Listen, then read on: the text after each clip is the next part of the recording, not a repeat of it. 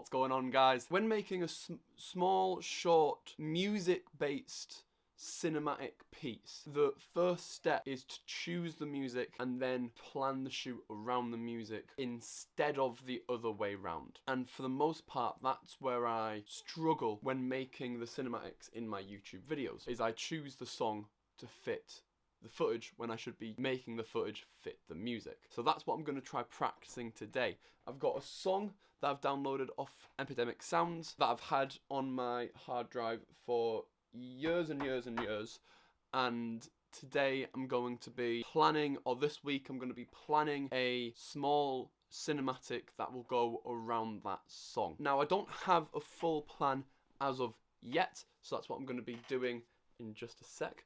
I'm going to be planning it out, and I'm going to be showing you my thought. I'm going to be talking through my thought process and all of that in a sec. But I do have a couple of ideas of shots that I do want to include. It does involve my Ronin, which is going to be fun. I'm going to be getting to use that out and about, which I don't often get to do. So that's going to be a load of fun. The song that I'm going to be using for the cinematic is Lava by Dew of Light. So if you like the song, that's what it's called. It's on Epidemic Sound. By the way, Epidemic Sound, for those who don't know, is a music and sound effect archive that you can pay a subscription for and be able to use those songs in your videos. So yeah, anyway, let's get that title sequence on, which is set to another Epidemic Sound song, and then we'll get into the planning process. Yeah, let's go!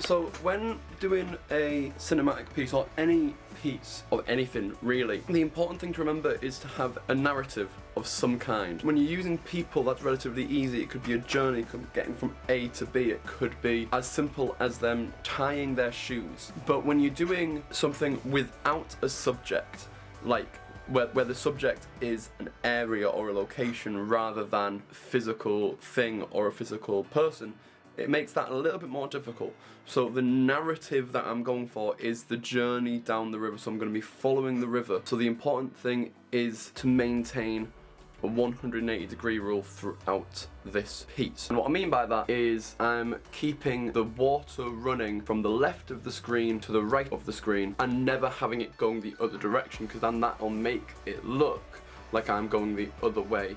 And it'll just make it look a bit messy. That's not to say that I can't have shots of the river flowing, the water flowing away from the camera or towards the camera, but I just can't pass that threshold. So like if the water's running this way, I can angle the camera so it's going towards it, but I can't go past that threshold. I have to be here or this side if I want to maintain that continuity. So I've got a couple of ideas. The first idea is fairly simple. It's not going to be the first shot at all. If anything, it might be the last shot in the piece. And it's going to be from the center of the river. So I'm going to get my feet wet. I'm going to use my welly boots to get into the river, and it's going to be going down straight towards, like straight down the river. And I was thinking about doing it where I'm holding the gimbal out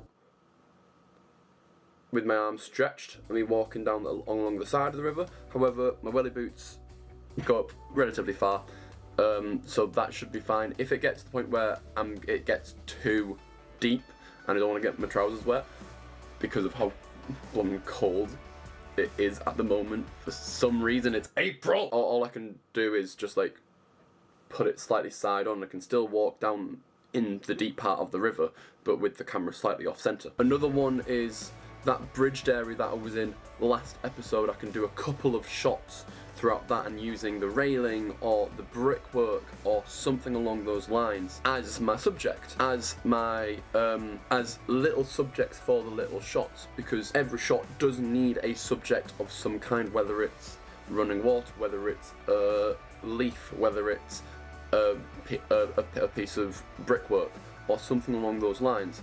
There needs to be something that you're framing towards. You can't just have blank space. It won't look very good. Every so often that would work, but you need occasionally little bits to focus on to keep your viewer's attention. So I'm going to listen to the song a couple times. I'm going to jot down some ideas for shots. I'm going to try and formulate them into some kind of order, and then it'll be, next step would just be go out and film it. The thing with this piece of music is it starts off really like slow and really peaceful and really smooth, but then it picks up the pace, and it picks up the pace, and it picks up the pace, and it gets fast, and drums start coming in.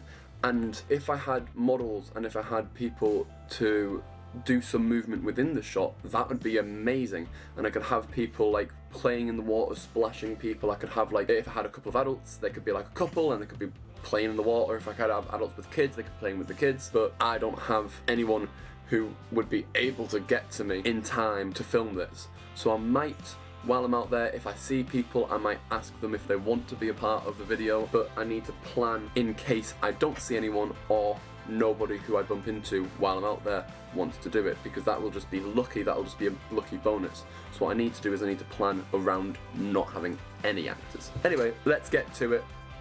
I will throw on a little bit of a time lapse and then I will catch you on the other side. Let's go!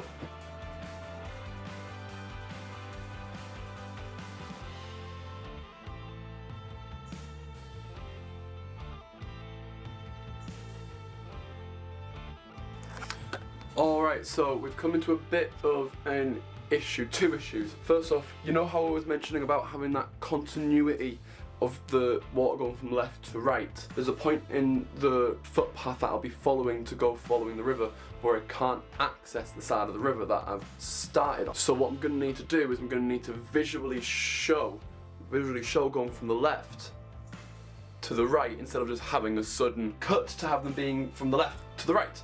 So we're going to need to show that.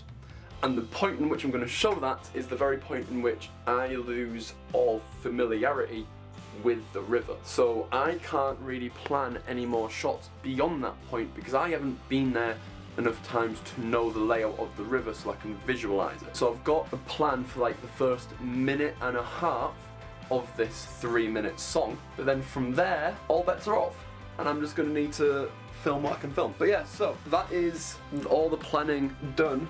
So all I can do now is film it and hope for the best. So that's what I'm going to do, and then edit it to the music, beat by beat by beat. That is that on the other side. I'll see you guys next week. Please let me know what you think. Let me know what you think of the shots, what I could do better, what I can do worse. So yeah, other than that, I will see you guys in next week's video, and I'll see you guys later. Bye!